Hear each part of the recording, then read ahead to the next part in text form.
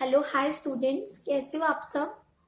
आज के इस वीडियो में हम लोग डिस्कस करने वाले हैं कि अगर आपको एग्जाम्स में केस लॉज आते हैं, केस स्टडीज आते हैं, तो वो आप लोग वहां पर कैसे डील करेंगे। ठीक है, मैंने क्या किया है, आज के इस वीडियो को दो पार्ट्स में डिवाइड कर दिया है।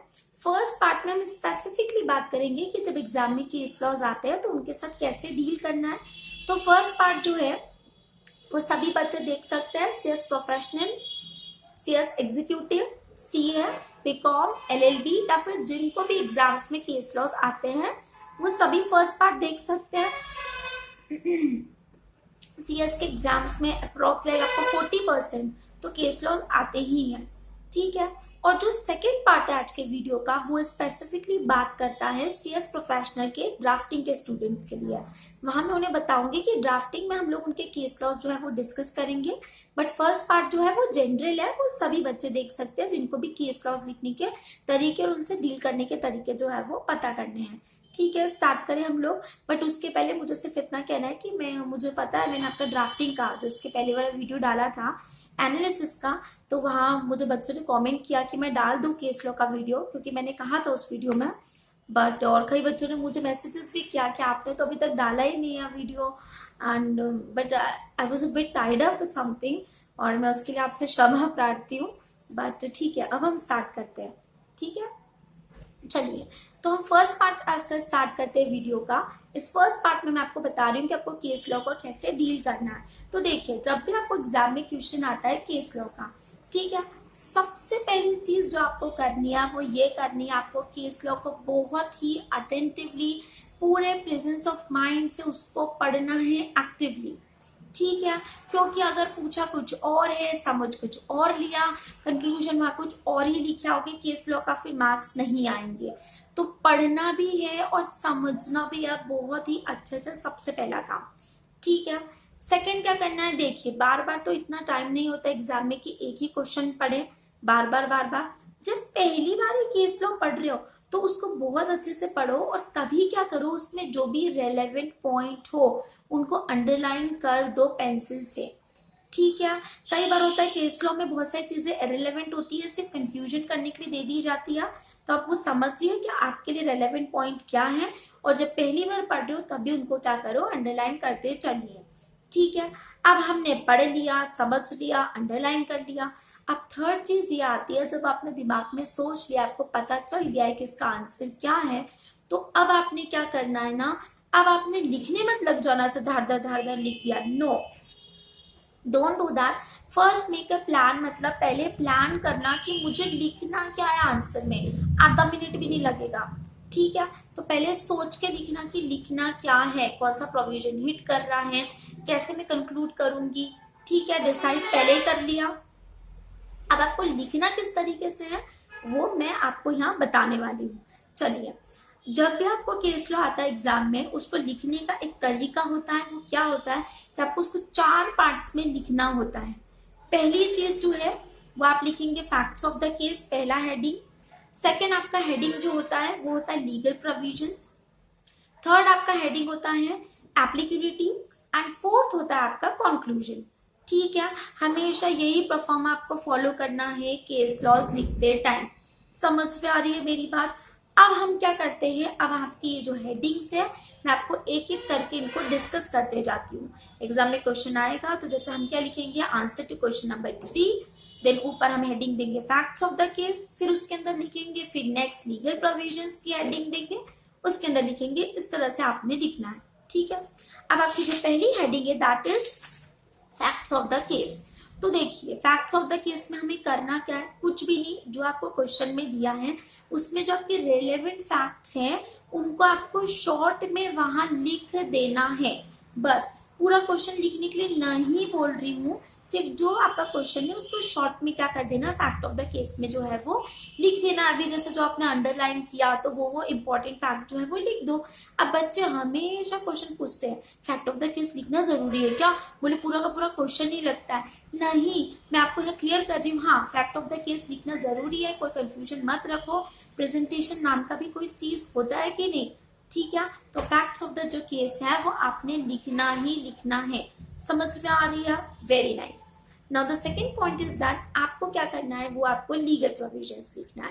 लीगल प्रोविजन में क्या लिखा जाता है, हम यहाँ ये लिखते हैं कि वो जो भी आपको केस स्टडी आया है वो उस पर कौन सा सेक्शन हिट हो रहा है, कौन सा प्रोविजन हिट हो रहा है, मतलब वो सेक्शन, वो केस लॉज जिसके बेसिस पे आगे जाके आप अपना डिसीजन लोगे आपके केस लॉ के बारे में, तो वो सेक्शंस, वो प्रोविजंस आपको यहाँ पर लिखना है। रेलेवेंट लिखना, ऐसे मत करना सेक्शन 3 है पूरा आता है तो पूरा ही लिख दिया, नहीं। सेक्शन 3 का अगर सिर्फ सब सेक्शन 4 ही हिट हो रहा है तो सिर्फ सब सेक्शन 4 ही लिखोगे, ठीक है, समझ में आ रहा है। अब लीगल प्रोविजंस में ना हम लोग दो तरह की चीजें लिख सकते हैं हमारे केस लॉ के लिए। देखिए, या तो आप लिखेंगे क्या, केस लॉ लिखेंगे, कोई पुराना केस लॉ जिसके बेसिस पे आपका केस स्टडी आया है एग्जाम में, या फिर आप सेक्शन लिखेंगे।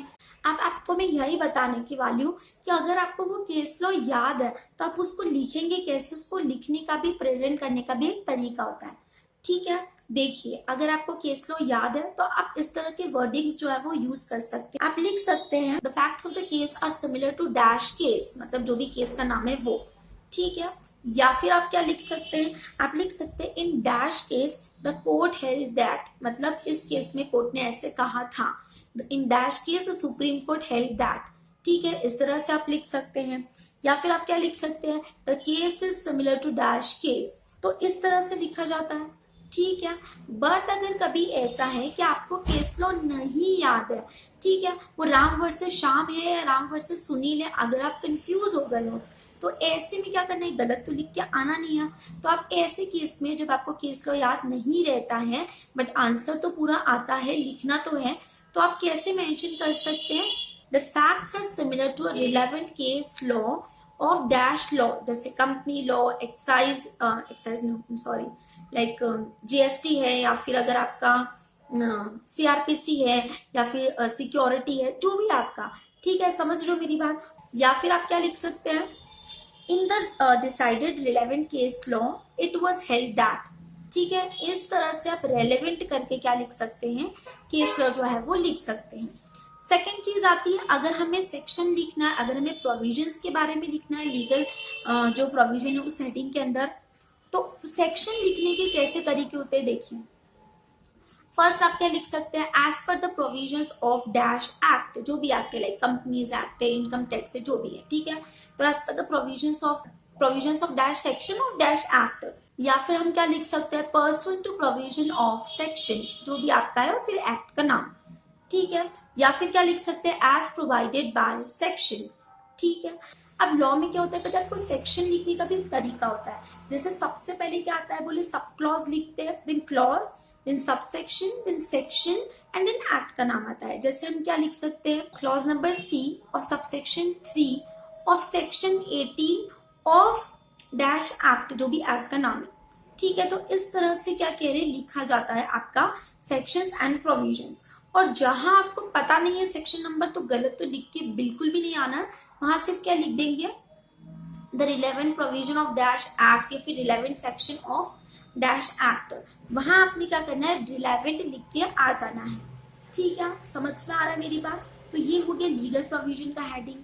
नाउ थर्ड आता है आपका एप्लीकेबिलिटी, एंड ये आपके केस लॉ का सबसे ज्यादा इंपॉर्टेंट पार्ट होता है। हाँ, क्यों, क्योंकि इसके अंदर हम लिखते हैं हमने डिसाइड क्या किया है केस के लिए, हम एग्जामिनर को यहाँ समझाते हैं कि कैसे उन लीगल प्रोविजंस को हमने केस लॉ के साथ मिक्स किया, और फिर हमने कैसे अपना वो ओपिनियन जो था वो फॉर्म किया है प्रोविजंस को लेके। यहाँ हमें समझाना पड़ता है एग्जामिनर को कि हमने कैसे इंटरप्रेट किया है और फिर हम क्या कहना चाह रहे हैं। समझ में आ रहा है। इसको लिखने के तरीके कैसे होते हैं, आप जैसे क्या लिख सकते, देखिए, इन आर केस, मतलब हमारे केस में ऐसा है कि लीगल प्रोविजंस इस तरह से लग रहे हैं। या फिर आप लिख सकते हैं इन द प्रेजेंट केस, ये जो हमें केस लॉ दिया गया है इसके बारे में। या फिर आप क्या लिख सकते हैं, in the light of above, ठीक है। या फिर एज अफोरसेड, मतलब अफोरसेड मतलब जो ऊपर कहा गया है उसकी बेसिस पे हमने ऐसे निकाला है, ठीक है। तो इस तरह से आप लोग एप्लीकेबिलिटी में समझा देंगे। एंड फोर्थ आपका आता है कॉन्क्लूजन। कॉन्क्लूजन कभी भी एक या दो लाइन से ज्यादा का नहीं होता है, इसमें आपको समझाना नहीं है, वही बात रिपीट नहीं करनी है जो एप्लीकेबिलिटी में बोला है, नहीं, इसमें सिर्फ क्या होता है ना, हमें क्या करना है, हमें सिर्फ एक लाइन में लिखना है। जैसे उसने बोला क्वेश्चन में कि क्या केस लॉ था, और आखिरी में पूछा क्या एक्स सक्सीड होगा, तो हम या तो लिख देंगे कि एक्स सक्सीड होगा या नहीं होगा। उसने पूछा क्या ये केस सूट फाइल जो किया है वो वैलिड है, तो हम लिखेंगे यस इट इज वैलिड और इट इज नॉट वैलिड। ठीक है, बस इस तरह से आपने कंक्लूड एक लाइन में कर देना है। ठीक है, आई होप आपको ये लाइक समझ में आ गया है, because I feel that it's not Greek to most of you, मतलब आपको पता भी होगा ये सब बातें, बट ठीक है मैंने फिर से राइटरेट किया ताकि आपको क्लियर हो जाए एग्जैक्टली, और जिनको नहीं पता उनको भी पता पड़ जाए। देखो केस लॉ में हमेशा होता है कि हमें आता तो है, हमें डिसीजन भी पता है उसका क्या होना है, बट अगर हम प्रॉपरली नहीं लिखते हैं तो एग्जामिनर आपको मार्क्स नहीं देगा। आप सिर्फ इतना से लिख आएंगे कि हाँ ये होगा या नहीं होगा, तो नहीं दिया जाएगा आपको। इस तरह से हमेशा ये चारों पॉइंट्स के बेसिस पर ही अपना केस लॉ जो है वो लिख कर आना है। वरना आपको क्यों लगता है कि आप इतना सा लिख के आओगे और आपको 8 में से 6 नंबर दे देगा? नहीं देगा। ठीक है, केस लॉज बहुत ही स्कोरिंग होते हैं, क्योंकि देखिए फैक्ट्स जो है वो तो उसमें क्वेश्चन में ही दिए रहते हैं, कौन सा बस प्रोविजन हिट होना है, कैसे हम उसे अप्लाई करें, और कंक्लूजन आपको लिख के आना है। केस लॉ में आपको पूरे मार्क्स भी आ सकते हैं। ठीक है, बस इंपॉर्टेंट है कि आप उसे अच्छे से प्रेजेंट कीजिए। समझ रहे मेरी बात? अब नेक्स्ट में क्या कर रही हूँ ना, यहाँ पर मैं आपको केस लॉ से रिलेटेड कुछ और फर्दर पॉइंट्स बता रही हूँ। अपनी कॉपी में एक एक करके आप लोग नोट करते जाइए। ठीक है, पहली चीज ये है कि केस लॉ को कभी भी यस या नो में सिर्फ ऐसे ही नहीं लिख के आना है। लिख दिया, उसने पूछा होगा कि हमने लिखा यस और बस 2 लाइन में लिखा है, यस नो नहीं करके आना है, मार्क्स नहीं मिलेंगे। समझ रहे हो मेरी बात? सेकेंड क्या कह रहे हैं, हमेशा ये जो 4 पॉइंट है ये आपने लिखना ही है हर केस लॉ के लिए।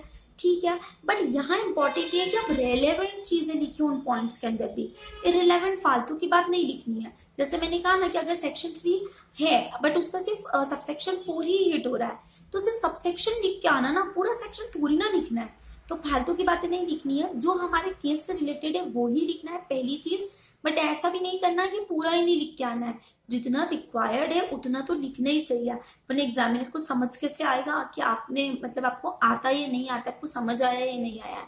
ठीक है, तो जितना रिक्वायर्ड है उतना लिखो, बट फालतू की बातें मत लिखो। ठीक है, सेकेंड पॉइंट। थर्ड ये है, देखो हर बात केस लॉ में जब भी आप लिख रहे हो, एक मैटर जो है ना वो एक पैरा के अंदर आना चाहिए। ठीक है, जैसे कि समझो अगर आपको लीगल प्रोविजंस में आपको एक केस लॉ आता है उस क्वेश्चन से रिलेटेड, और आपको 2 प्रोविजंस भी पता है, 2 सेक्शंस पता है, तो आप क्या करो, एक सेक्शन एक पैरा में, फिर सेकंड सेक्शन सेकंड पैरा में, और वो केस लॉ थर्ड पैरा में। मतलब एक मैटर हमेशा एक ही पैरा के अंदर आना चाहिए।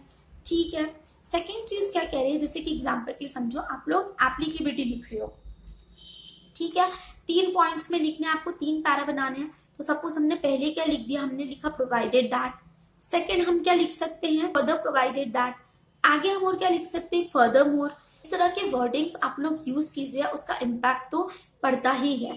ठीक है, समझ में आ रहा है? Very nice. नेक्स्ट क्या कह रहे हैं कि combination of your own language plus the legal language.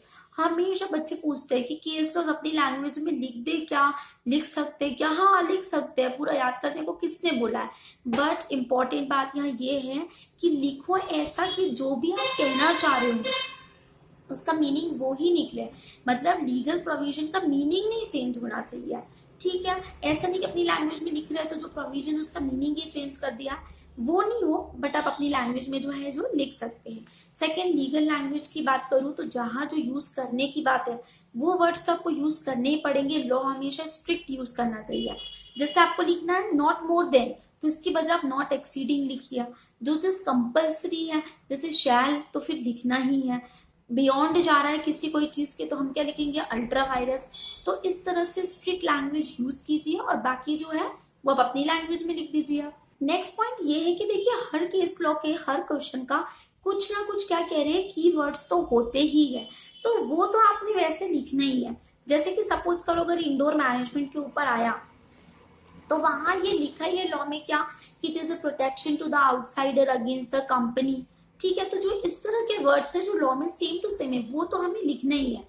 ठीक है, बट अदरवाइज आप अपनी लैंग्वेज में जो है लिख सकते हैं। क्योंकि देखो केस लॉ जो है वो आपको आते ही इसलिए है ताकि एग्जामिनर को, आपको वो चाहते हैं कि आप लोग सिर्फ लॉ को या जो भी आपका सब्जेक्ट उसे रटो नहीं, आपको उनको प्रैक्टिस प्रैक्टिकली आपको वो समझ में आया है और आपको पता है कि वो प्रोविजंस को कैसे अप्लाई करना है, इसीलिए तो आपको केस लॉ आते हैं। ठीक है, तो आप बिल्कुल वो अपनी लैंग्वेज में लिख सकते हैं, आपको केस लॉ आते हैं। एग्जामिनर को ये सिर्फ जानना है कि बच्चों को वो जो थ्योरी है वो सिर्फ रट नहीं रहा है, उनको समझ में भी आता है, इसलिए आपको केस लॉ आते हैं, आप अपनी लैंग्वेज में लिख दीजिए। ठीक है, नेक्स्ट पॉइंट ये हमेशा बच्चे पूछते हैं क्या सेक्शन और केस लॉ मेंशन करना क्या वो मैटर करता है? हाँ, तो कहीं ना कहीं मैटर तो करता है, मैं झूठ नहीं बोलूंगी, ऑब्वियसली मैटर करता है। एग्जामिनर ने देखा कि सेक्शन 25 का पूछा और 25 लिखा है, तो एग्जामिनर को इम्पैक्ट तो पड़ेगा कि हाँ भाई इसको आता है। बट बात ये है कि अगर कभी कभी ऐसा होता है ना कि हमें पूरा आंसर आ रहा है या फिर हमारे पास और कोई ऑप्शन नहीं है, हमें वो क्वेश्चन करना ही है, बट सिर्फ हमें सेक्शन में केस लॉ नहीं पता है, तो इसका मतलब ये थोड़ी ना हम पूरा क्वेश्चन ही छोड़ देंगे।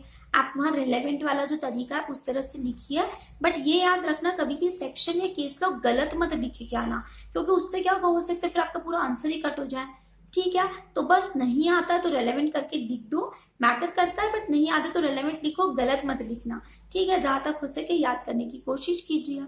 ठीक है, नेक्स्ट जो है, कई बार क्या होता है, देखो एग्जाम में कभी ना कभी ऐसी सिचुएशन आ जाता है, सपोज करो एक क्वेश्चन उसके 4 केस लॉज है, 3 आपको आते हैं, अब चौथा जो है वो आपको उसका प्रोविजन क्या हिट हो रहा है वो आपको समझ में आ रहा है, बट आप डिसाइड नहीं कर पा रहे। सपोज उसमें कुछ यस नो के ऊपर पूछा है, अब आपको समझ नहीं आ रहा है कि यस होगा नो होगा, तो कई बार बच्चे जो है ना वो ज्यादा ओवर स्मार्टनेस दिखाते हैं, उनको लगता है एग्जामिनर तो बिल्कुल फूल ही है, मतलब चेक करने वाला, तो वो क्या करते हैं आपको पता है, वो फैक्ट लिख देते हैं, वो लीगल प्रोविजन लिख देते हैं, फिर एप्लीकेबिलिटी में पता है वो क्या करते हैं, वो फर्स्ट पैरा में लिखते हैं हाँ ये सूट फाइल करना वैलिड था।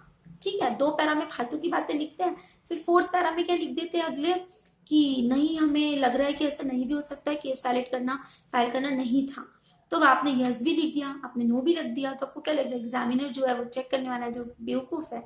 नहीं, इससे तो बेटर है जितना आता है ना उतना ही लिखो, फैक्ट लिख दो, प्रोविजन सीट हो रहे वो लिख दो, नहीं डिसाइड कर पा रहे हो तो मत लिखो, या फिर एक कोई सा भी तर्क देके आ जाओ, हाँ तो हाँ ना तो ना, दोनों मत लिख के आना, वरना वो चेक करने वाला आपसे चिढ़ जाएगा चेकर और पूरा काट देगा। ठीक है, तो कम से कम एक ही चीज लिख के आओ, तो हो सकता है 4 में से 1.5-2 नंबर तो कुछ तो दे ही देगा, समझ लो, ये दोनों वाला तरीका कभी मत अपनाना। ठीक है, और देखिए केस लॉज जो होते हैं आपके एग्जाम्स में आपका प्रेजेंटेशन मैटर करता है, वरना फिर पूरे नंबर नहीं आएंगे। केस लॉ में इजीली बच्चे जो है वो बहुत ही स्कोरिंग होता है, पूरे नंबर ले सकते हैं, प्रेजेंटेशन का ध्यान रखा करो। और सिर्फ केस लॉज ही नहीं, आपके जो भी आपको एग्जाम में क्वेश्चन आते हैं प्लीज हर क्वेश्चन क्या करना चाहिए, फ्रेश पेज से स्टार्ट करना चाहिए। एवरी क्वेश्चन, हर क्वेश्चन नहीं बचाना है पेज, हमें कोई को फ्रेंडली वहां पर नहीं बनना है प्लीज। मैं आपको कोई कॉपी सजाने के लिए नहीं कह रही हूँ, मैं नहीं कह रही हूँ 4 तरह के पेन यूज करो, नहीं, बट सिर्फ इतना कीजिए कि हर क्वेश्चन जो है वो फ्रेश पेज से स्टार्ट होना चाहिए। ठीक है, अब आप इस तरह से केस लो पढ़िए, ज्यादा से ज्यादा उसका प्रैक्टिस कीजिए, जितना ज्यादा प्रैक्टिस करोगे एग्जाम में उन्हें सॉल्व करना उतना ही ज्यादा इजी हो जाएगा। इस तरह से आप प्रिपेयर कीजिए, मुझे पूरा यकीन है अगर आप ऐसे करते हैं आप बहुत अच्छे मार्क्स जो है वो केस लॉ में ला सकते हैं। ठीक है, तो यहाँ जाके अभी फर्स्ट पार्ट जो है वीडियो का वो फिनिश होता है। अब यहाँ आगे कंटिन्यू वो बच्चे करेंगे जो कि सीएस प्रोफेशनल में ड्राफ्टिंग के केस स्टडीज के बारे में हम लोग बात करेंगे वो, एंड बाकी के बच्चों के लिए study well, take care, bye bye. हाँ, तो अब जो सीएस प्रोफेशनल के स्टूडेंट्स हैं उनके लिए ये आगे का वीडियो है ड्राफ्टिंग के लिए। तो देखिए मैंने क्या किया है, आपके कुछ मैंने केस लॉज लिए हैं 8-10, मैंने उसका एक शीट प्रिपेयर किया है, उसका लिंक आपको डिस्क्रिप्शन में मिल जाएगा, वहां से या तो आप अभी डाउनलोड कर लीजिए या फिर बाद में कर लेना, जैसे भी आपको कन्वीनियंट हो। ठीक है, तो आप वहां से हम लोग केस स्टडीज जो है वो पढ़ना शुरू कर रहे हैं आपकी ड्राफ्टिंग की। मैंने क्या किया है सुनिए पहले मेरी बात, आपके स्टार्टिंग के जो 2 केस लॉज है वो मैंने खुद उसमें लिखे हैं, आपको लिख के बताया कि आपको कैसे एग्जाम में लिखना है 2। ठीक है, बट बाकी के जो है वो मैंने सिर्फ वहाँ क्वेश्चंस दिए हैं, मैं उनको आपके साथ डिस्कस तो करूंगी पूरा, क्यों, क्योंकि अगर जब हम डिस्कस करते हैं ना तो वो अगर एग्जाम में आ जाता है तो हमें वो याद रहता है, ऐसे में भी अगर आप खुद से पढ़ेंगे तो याद नहीं रहेगा। ठीक है, तो मैं आपको डिस्कस करूंगी कि वो क्वेश्चन में क्या दिया है, आपको कैसे लिखना है, बट मैंने वो आपको लिख के नहीं दिया है क्योंकि पूरा प्रसाद तो नहीं बांट सकते, वरना आप क्या करेंगे, सब कुछ तो मैं नहीं दूंगी, तो 2 मैंने लिख के दे दिए हैं, बाकी क्या आप खुद से लिख के देखिएगा, या तो सेल्फ एनालिसिस करना उसके बाद में कि कैसा लिख रहे हैं हम लोग, एग्जामिनर मार्क्स देगा कि नहीं, अदरवाइज आप मुझे भी कांटेक्ट कर सकते हो उस चीज के लिए। ठीक है, तो अब हम वो शीट जो है वो स्टार्ट करते हैं। आपके क्वेश्चंस पढ़ना, आप ओपन कर लीजिए वो शीट, हम लोग स्टार्ट कर रहे हैं। देखिए आपका पहला जो केस लो है, इस केस में क्या था, एक कंपनी थी जो कि अपने आर्टिकल के द्वारा ऑथोराइज थी बॉन्ड्स इशू करने के लिए। ठीक है, कंपनी ने मिस्टर ए को क्या किया, बोले बॉन्ड्स इशू किए। बाद में बोले जब मिस्टर ए जो है वो अपने पैसे क्लेम कर रहे हैं कंपनी से, तो कंपनी क्या कह रही है, हमने रिक्विजिट रिजोल्यूशन जो था वो पास नहीं किया था, तो हम पैसे नहीं देंगे। तो मिस्टर ए क्या कह रहे हैं ना, उन्होंने सूट फाइल कर दिया कि कंपनी मुझे पैसे नहीं दे रही है। तो आपको पूछा है क्या मिस्टर ए जो है वो सक्सीड होंगे अगर उन्होंने केस फाइल किया है तो। ठीक है, देखिए मैंने आपको लिखने का यहाँ तरीका बताया है कैसे लिखना है। पहले मैंने शॉर्ट में फैक्ट्स ऑफ द केस लिख लिया है, वो आप पढ़ लीजिएगा खुद से। ठीक है, सेकंड मैंने लिखा है लीगल प्रोविजन। इस लीगल प्रोविजन में मैंने ये बताया है कि ये जो केस है ये रिलेटेड है to the doctrine of indoor management. ठीक है, बोले यहाँ इंडोर मैनेजमेंट का एक केस लॉ है that is Royal British Bank versus Turquand. इसके केस में साफ साफ कहा गया था कि आउटसाइडर जो है वो बाउंड नहीं होता है कंपनी की इंटरनल इरेगुलरिटीज को देखने के लिए। ठीक है, यहाँ कहा गया था कि आउटसाइडर जो है is bound only to know the external position of the company and not bound to know the indoor management. ठीक है, सेकंड क्या कहा, इंडोर मैनेजमेंट का जो डॉक्ट्राइन है बोले वो प्रोटेक्ट करता है एक आउटसाइडर को अगेंस्ट द कंपनी। तो बोले अगर कंपनी का कुछ इंटरनल इरेगुलरिटी है बट आउटसाइडर ने गुड फेथ में काम किया था, तो ऐसे केस में आउटसाइडर को प्रोटेक्शन देंगे और कंपनी जो है वो लायबल रहेगी। ठीक है, नेक्स्ट हम एप्लीकेबिलिटी में क्या लिखेंगे कि हमारे केस में क्या हुआ है, बोले मिस्टर ए ने भी आर्टिकल देखा था, उसने सेटिस्फाई किया था कि वो जो ट्रांजेक्शन कर रहा है वो कंसिस्टेंट था बोले आर्टिकल में, बट बोले अब उसको रिक्विजिट रिजोल्यूशन पास करना, ये तो हम सबको पता, ये तो कंपनी का इंटरनल मैटर है, ये आउटसाइडर को मिस्टर ए को कैसे पता होगा। तो बोले वो मिस्टर ए का काम नहीं था, उसे कैसे पता होगा। तो बोले इसीलिए हम क्या कह रहे हैं कि डॉक्ट्राइन ऑफ इंडोर मैनेजमेंट की वजह से जो सूट फाइल किया गया है ए के द्वारा वो पूरी तरह वैलिड है। ठीक है, आखिरी में आप कंक्लूजन में सिर्फ एक लाइन लिख देंगे कि A will succeed to recover his money, वो सक्सीड हो जाएगा। ठीक है, अब इंडोर मैनेजमेंट की बात करूं तो ड्राफ्टिंग का तो ठीक, आपको ये जो है डॉक्ट्राइन या बचपन से मतलब फाउंडेशन से पढ़ते आ रहे हैं। ठीक है, समझ में आ रहा है। चलिए नेक्स्ट क्वेश्चन पे चलते हैं। सेकंड क्वेश्चन जो है इसमें क्या कह रहे हैं, एक्स एंड वाई दो पार्टनर्स थे। ठीक है, वाई जो थे उनके एक बेटे थे जेड, वो माइनर था, उसको बोले ऐसी फर्म में बेनिफिट के लिए क्या कर लिया, एडमिट कर लिया था। बाद में बोले वाई जो थे वो एक्सपायर हो गए, तो बोले क्या कह रहे अब फर्म को लॉस हो रहा है, तो जो क्रेडिटर्स है वो जेड से उस माइनर से भी बोले क्या कर रहे हैं, पैसा क्लेम कर रहे हैं। ऐसे केस में बोले जेड का जो वकील था वो वकील कहता है कि जेड जो है वो पूरे लॉसेस के लिए लायबल नहीं है, बोले सिर्फ वो कैपिटल उसने इन्वेस्ट जितना किया है वो उतने के लिए ही लायबल है। तो अब आपसे पूछ रहे आप जो है आप जेड को एडवाइस कीजिए कि आप क्या एडवाइस करेंगे।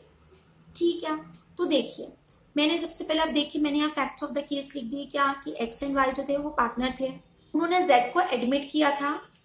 वाई जब डेड हो मतलब वो एक्सपायर हो गए तो क्रेडिटर्स ने पैसा मांगा जेड से और जेड के लॉयर ने कहा कि वो कैपिटल इन्वेस्टमेंट तक के लिए देने के लिए लायबल है। ठीक है, फैक्ट में लिखा। लीगल प्रोविजन में क्या लिखेंगे हम लोग, तीन चीजें देखिए, एक पैरा में एक ही चीज लिखी है मैंने, बोले सेक्शन 30 जो है पार्टनरशिप एक्ट 1932 का, उसमें साफ साफ कहा गया है कि माइनर जो है वो तो कभी पार्टनर हो ही नहीं सकता। हाँ, आप उसको बेनिफिट के लिए प्रॉफिट के लिए एडमिट जो है वो कर सकते हैं, वो लॉसेस के लिए लायबल नहीं है, सिर्फ उसने जितना कैपिटल इन्वेस्ट किया है उतने के लिए वो लायबल होता है। ये सेक्शन 30 में कहा गया है पार्टनरशिप एक्ट के। ठीक है, पहली चीज। सेकंड बोले एक केस लॉ है that is Shriram versus Gauri Shankar, बोले इसमें कहा गया था कि माइनर तो कॉम्पिटेंट टू कॉन्ट्रैक्ट होता ही नहीं है। सेकंड।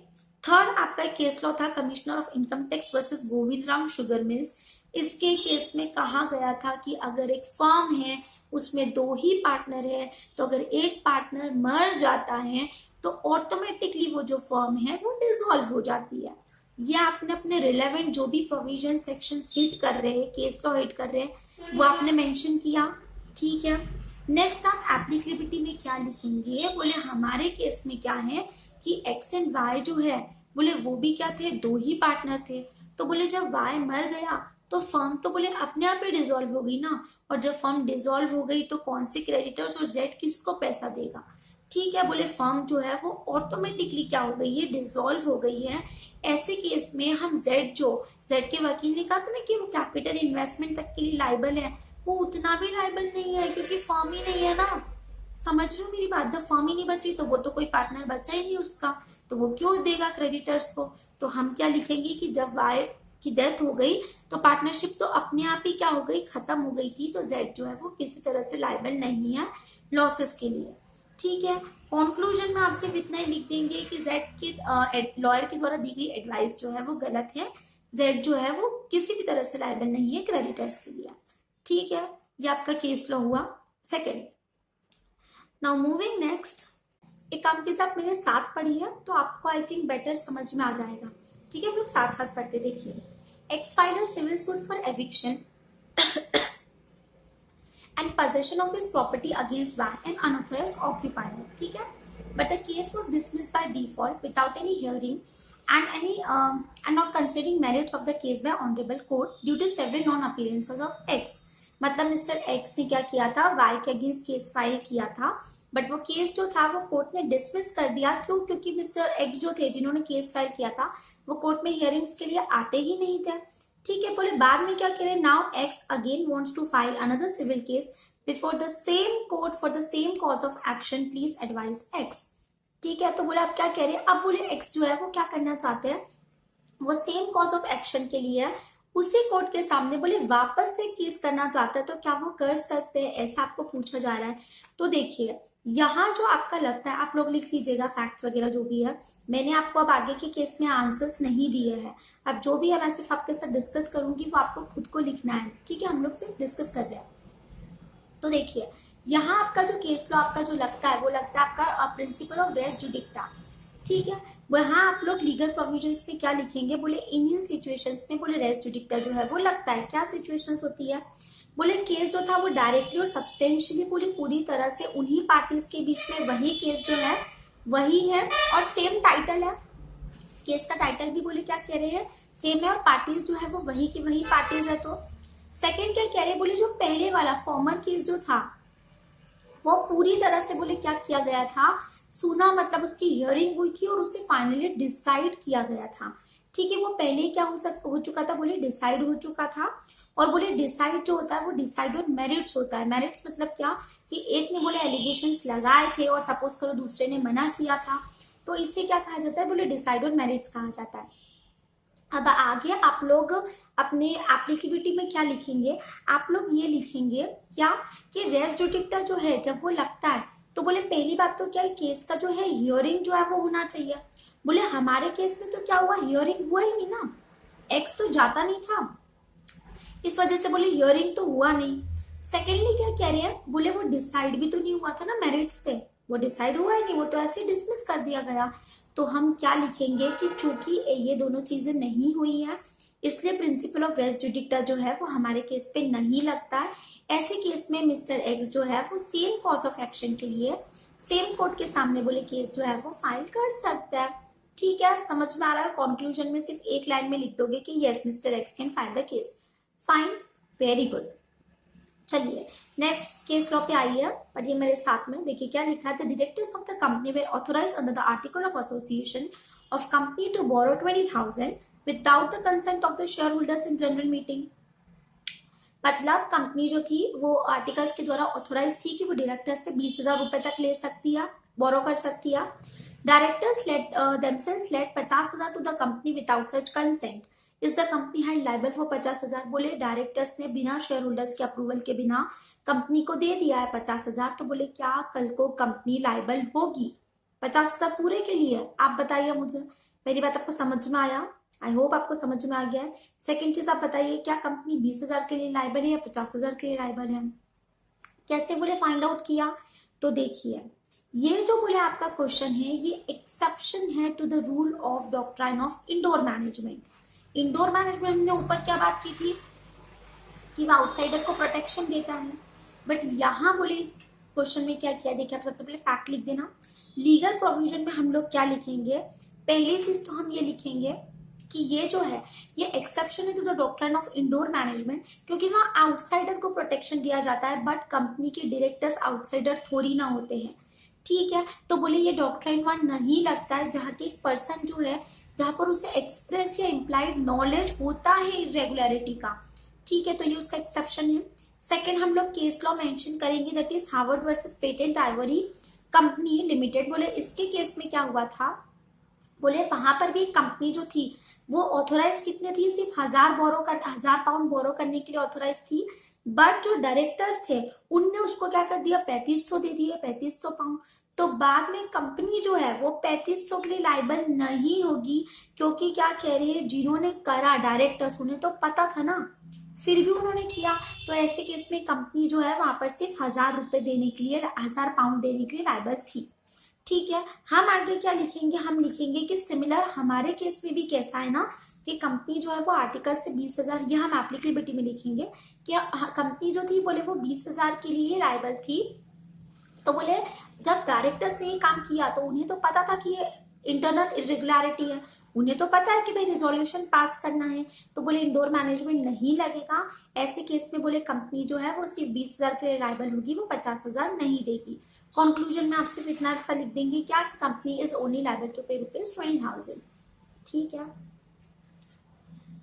नाउ चलिए नेक्स्ट केस लॉ पे आइए, ये आपका है आर्बिट्रेशन से रिलेटेड। देखिए पढ़िए मेरे साथ में, क्या है केस लॉ में, in order to solve certain disputes among partners, arbitrators has been appointed, but there is no arbitration clause in the partnership deed except only communication through electronic means among the partners relating to appointment of arbitrator। मतलब क्या हुआ था, बोले एक firm थी, जब उन्होंने partnership firm थी, उन्होंने उनके बीच में कोई डिस्प्यूट अराइज होता है तो वो आर्बिट्रेटर के पास में जाते हैं, ठीक है, बट बोले सिर्फ एक इलेक्ट्रॉनिक मीन्स से कम्युनिकेट हुआ था, पार्टनरशिप डीड के अंदर, मेन डीड के अंदर वो आर्बिट्रेशन का क्लॉज नहीं था। तो एक पार्टनर जो है वो चैलेंज करता है रिगार्डिंग अपॉइंटमेंट ऑफ आर्बिट्रेटर, तो आपसे पूछा जा रहा है क्या उसका चैलेंज करना वैलिड है, डिसाइड कीजिए, ठीक है। चलिए तो आप मुझे बताइए क्या वैलिड है या नहीं है, आप बोलोगे हम कैसे बोले, देखो हमें पता है, ये आपको लीगल प्रोविजन बता रही हूँ, हमें पता है कि आर्बिट्रेशन का जो हमारा एग्रीमेंट होता है as per arbitration conciliation act, आप या तो क्या कर सकते हैं, आर्बिट्रेशन का जो क्लॉज है वो आप मेन डीड में लिख दो, या तो फिर क्या कर सकते हैं, उसके लिए एक अलग से एग्रीमेंट भी बनाया जा सकता है। इन दोनों तरीके से बोले आर्बिट्रेटर जो है वो अपॉइंट हो जाता है, बट इंपॉर्टेंट बात ये होती है एक्चुअली कि आपका जैसे भी कोई भी तरीका हो वो राइटिंग में होना चाहिए। वो कैसे होना चाहिए, वो राइटिंग में होना चाहिए, और यहाँ राइटिंग मतलब जरूरी नहीं है वो फिजिकली हो, it can be by any of the electronic means, telex, Telegram या वो सब भी हो सकता है, ठीक है। समझ में आ रहा है, ये हमने लीगल प्रोविजन में लिखा। एप्लीकेबिलिटी में आप लिखेंगे कि हमारे केस में भी क्या हुआ है, पार्टनर्स ने क्या किया था, इलेक्ट्रॉनिक मीन से कम्युनिकेट किया है, उसको अपॉइंटमेंट ऑफ आर्बिट्रेशन माना जाता है क्योंकि वो राइटिंग में है। तो ऐसे केस में बोले जब आर्बिट्रेटर का अपॉइंटमेंट हो चुका है, वो वैलिड है, तो एक पार्टनर जो कि चैलेंज कर रहा है रिगार्डिंग अपॉइंटमेंट ऑफ आर्बिट्रेटर वो वैलिड नहीं है, बिल्कुल पार्टनर्स जो है वो आर्बिट्रेटर के पास जो है वो जा सकते हैं, ठीक है। समझ में आ रहा है, वेरी नाइस। चलिए कंक्लूजन में सिर्फ इतना सा लिख देंगे that appointment of arbitrator in the question can not be challenged by one partner और एनी ऑफ द पार्टनर, ठीक है। Now moving further, next case law पे आई है, पढ़ते हैं चलिए साथ में। Two shareholders sue the directors of the company alleging various fraudulent and illegal transactions whereby the company's property was misapplied। बोले कंपनी के 2 शेयर होल्डर्स थे, वो कंपनी के डायरेक्टर्स को क्या कर रहे हैं, बोले उन लोगों ने सूट फाइल किया है ये कह के कि डायरेक्टर्स जो है वो कंपनी के कोई ट्रांजेक्शन्स, फ्रॉडुलेंट ट्रांजेक्शन्स कर रहे हैं, इलीगल कुछ कर रहे हैं, बोले कंपनी की प्रॉपर्टी गलत तरीके से इस्तेमाल कर रहे हैं, मिस अप्लाई कर रहे हैं, ठीक है। बोले आगे पढ़िए, the transactions were however of such nature as the majority of shareholders had the power to confirm will such suit succeed by. आपको बोल रहे हैं कि एक्चुअली वो जो ट्रांजेक्शंस जिनके लिए 2 शेयर होल्डर क्लेम कर रहे हैं वो इस तरह से भी ट्रांजेक्शंस है जो मेजॉरिटी ऑफ शेयर होल्डर्स बोले जिनको हाँ करते हैं, कंफर्म करते हैं, तो बोले ऐसे केस में क्या वो दो शेयर होल्डर का सूट फाइल करना सक्सीड होंगे, होंगे तो क्यों होंगे, नहीं होंगे तो क्यों नहीं होंगे, ऐसे आपको पूछा है। बताइए मुझे क्या होगा इसका डिसीजन, सोचिए थोड़ा सा प्लीज। चलिए, तो क्या है, सबसे पहले तो हमें क्या करना है, फैक्ट बता देंगे आप। इसके बाद आपने क्या करना है, आपको वहां पर एक दो, पहले तो हमें प्रिंसिपल लिखना है। पहली चीज कि एक जो है बोले कंपनी जो है उसका सेपरेट लीगल एग्जिस्टेंस होता है from the persons who make it, like promoters, ठीक है, वो दोनों डिफरेंट होती है। कंपनी अपने आप में, कंपनी का अस्तित्व है, कंपनी का वजूद जो है वो होता है, पहली चीज। सेकंड क्या कह रहे हैं, बोले कोर्ट जो होता है ना वो कभी भी कंपनी की इंटरनल मैनेजमेंट में इंटरफेयर नहीं करता है। बोले कोई ऐसा ट्रांजेक्शन है जो कंपनी ऑर्डिनरी मेजोरिटी से रेटिफाई कर सकती है, तो ऐसी बातों में बोले माइनॉरिटी को लेकर कोर्ट जो है वो इंटरफेयर नहीं करती है। बोले ये जनरल प्रोविजन है, तो ये दोनों आप लीगल प्रोविजन में लिख दीजिएगा उस हेडिंग के अंदर। एक और हम क्या लिखेंगे, एक केस लॉ है फॉस वर्सेस हार्बोटल। इसके केस में क्या कहा गया था, बोले इस केस में यही हुआ था कि दो शेयर होल्डर ने कंपनी के डायरेक्टर्स एंड प्रमोटर्स के अगेंस्ट क्या किया था, केस फाइल किया था। बोला था कि ये लोग कंपनी की प्रॉपर्टी को मिसअप्लाई कर रहे हैं और उसे गलत तरीके से मॉर्गेज वगैरह कर रहे हैं, ठीक है। तो यहाँ कोर्ट ने रिजेक्ट कर दिया था उन शेयर होल्डर्स के सूट फाइल, उनका जो केस था।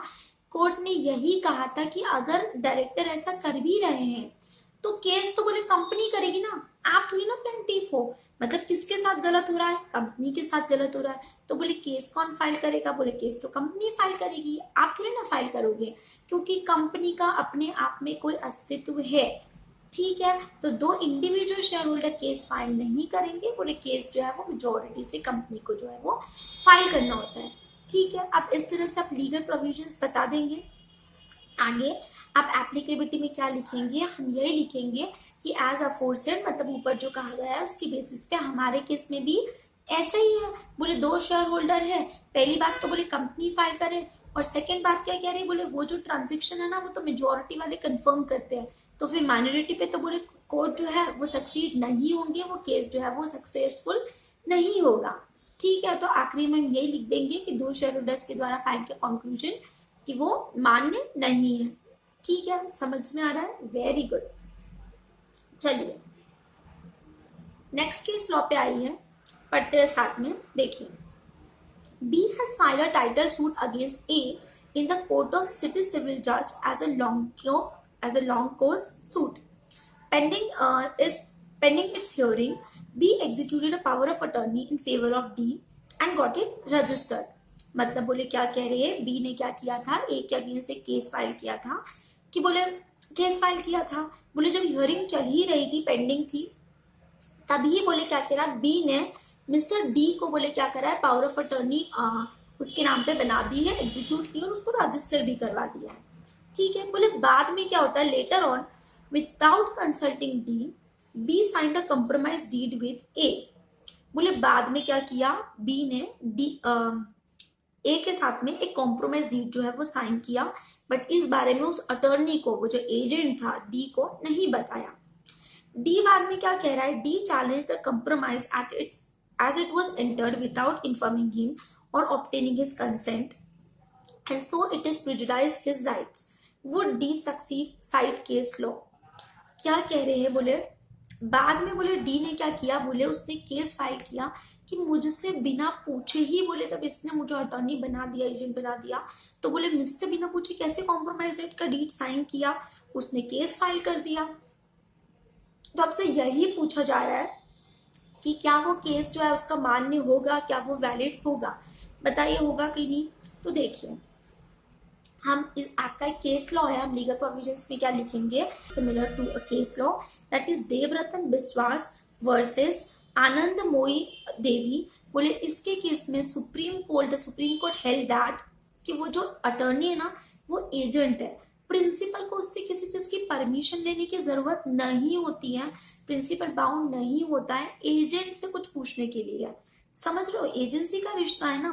तो क्या कह रहे हैं, अगर बोले पावर ऑफ अटर्नी दे भी दिया तो उसके एग्जीक्यूशन के बाद भी, उसके रजिस्ट्रेशन के बाद भी कोई जरूरी नहीं है कि प्रिंसिपल जो है वो एजेंट को पूछे, प्रिंसिपल इंडिपेंडेंटली एक्ट जो है वो कर सकता है, ठीक है, ये आप लीगल प्रोविजन लिखेंगे। एप्लीकेबिलिटी में आप लिखेंगे कि हमारे केस में भी ऐसा ही हुआ है कि बी ने भले ही बोले डी को जो है वो अटर्नी बना दिया था, बट वो बोले कहीं भी लायबल नहीं था डी को पूछने के लिए कि मैं बी के साथ मैं ए के साथ कॉम्प्रोमाइज करूं या नहीं करूं। ठीक है, वो प्रिंसिपल है, उसको जैसा अच्छा लगेगा बोले वो कर सकता है। समझ में आ रही है मेरी बात? तो हम यहाँ क्या लिखेंगे कि ऐसे केस में बोले डी ने, अटर्नी ने, एजेंट ने जो फाइल किया है केस, वो मान्य नहीं होगा, वो वैलिड नहीं है। ठीक है, ये आप कंक्लूजन लिख देंगे। Am I clear with this? Very nice. चलिए नेक्स्ट केस लॉ पे आइए, पढ़िए आप और फिर मुझे समझाइए इसका मीनिंग क्या है, बताइए। चलिए पढ़े, साथ में पढ़े हम लोग, चलो साथ में पढ़ते हैं। देखो क्या लिखा है, V limited institute a suit against K furnitures limited for breach of contract for supply of 200 बोले टेबल्स थी 500 रुपए की ऑन द फॉलोइंग 3 काउंट्स। मतलब बोले वीटी लिमिटेड ने केस फाइल किया है के फर्नीचर्स पे कि उन्होंने बोले ब्रीच ऑफ कॉन्ट्रैक्ट किया है, हमने उनसे कॉन्ट्रैक्ट किया था बोले 200 टेबल देंगे 500 रुपए पे। ठीक है, बोले एलिगेशंस जो उन्हें लगाए हैं बोले वो ये 3 लगाए हैं। क्या लगाए हैं? पहला तो कहा गया है कि बोले जो के फर्नीचर था उन्होंने बोले हमें मतलब वीटी लिमिटेड को बोले कहा था कि 3 महीने के अंदर, कॉन्ट्रैक्ट से 3 महीने के अंदर पूरा ऑर्डर जो है वो सप्लाई कर देंगे, बट उन्होंने ऐसे नहीं किया। सेकेंड एलिगेशन लगाया, बोले बात हुई थी कि शीशम वुड का टेबल्स देंगे, बोले नीम की लकड़ी का टेबल दे दिया। थर्ड का है बोले जो टेबल्स आई उसमें से 50 टेबल ऐसी है जो कि लुच्ची पुच्ची है, मतलब जिनके वो पाव जो है बोले वो हिल रहे हैं, वो टूटे हुए हैं। बोले इसकी वजह से वीटी लिमिटेड हमें क्या हो गया, बोले हमें नुकसान हो रहा है भारी, और बोले इसीलिए हम लोग 25,000, वीटी लिमिटेड 25,000 का क्लेम मांगती है plus interest from K furniture. ऐसा हुआ। ठीक है, आगे देखिए क्या लिखा है, the defendant K furnitures limited refuted the claim made in the plaint by stating in return statement that the defendant generally denies the allegation made by the plaintiff as brought up and unsustainable. Explain with reason whether this defense would sustain in the court. मतलब बोले आगे जाके क्या कह रहे हैं, अब देखिए वीटी लिमिटेड क्या हो गया, बोले वो प्लेंटिफ हो गया, के फर्नीचर बोले डिफेंडेंट है। ठीक है, उसको डिफेंस करना है, बोले उसने डिफेंस में सिर्फ क्या कह दिया कि generally denies the allegation made by plaintiff कि वो अनसस्टेनेबल है। मतलब उसने जनरली जो क्या किया, डिनाई किया है एलिगेशंस को प्लेंटिफ के। कोर्ट ये आपको पूछ रहे क्या इस तरह का डिफेंस जो है वो सस्टेन करता है कोर्ट में? समझ रहे, क्वेश्चन समझ में आ गया ना आपको? ठीक है, तो बोले देखिए ये जो आपका केस लॉ है ना, ये आपका जो प्लीडिंग्स वाला चैप्टर है वहां से उठ के आया है। हमें वहां पर सीधा सीधा कहा गया है कि सीपीसी के जो ऑर्डर्स है उसके अकॉर्डिंग अगर आप स्पेसिफिकली डिफेंडेंट जो है वो स्पेसिफिकली डिनाई नहीं करता है एलिगेशन को, तो मान लिया जाता है कि उसने एलिगेशन को तो क्या कर दिया, एक्सेप्ट कर लिया, उसने हाँ कर लिया। ठीक है, तो सिंपली पहली चीज हम लीगल प्रोविजंस में क्या लिखेंगे कि अगर जब भी बोले अगर one has to deny the averment of the plaint, अगर वो नहीं करता है तो मान लिया जाएगा कि उसने एक्सेप्ट कर लिया है। आप याद कीजिए जब मैंने आपको प्लीडिंग पढ़ाया था मैंने बोला था कि प्लेंट में अगर इधर 5 पॉइंट लिखे तो आपको हर पॉइंट का इधर एक आंसर लिखना है, 1 to 1, सेकेंड टू सेकेंड। ठीक है, जनरल डिनायर नहीं चलेगा, पहली चीज। सेकेंड चीज आपको क्या करना है, डिनायर जो है वो स्पेसिफिक होना चाहिए, इवेजिव नहीं होना चाहिए, घुमा फिरा नहीं होना चाहिए। थर्ड आपका जो एक केस लॉ है that is Dalvir Singh Dilover versus Kanwarjit Singh, इसके केस में साफ कहा गया है कि जनरल एलिगेशन नहीं चलता है स्पेसिफिक एलिगेशंस के लिए। ठीक है, आपको स्पेसिफिक के लिए स्पेसिफिक डिनायर जो है वो करना पड़ता है।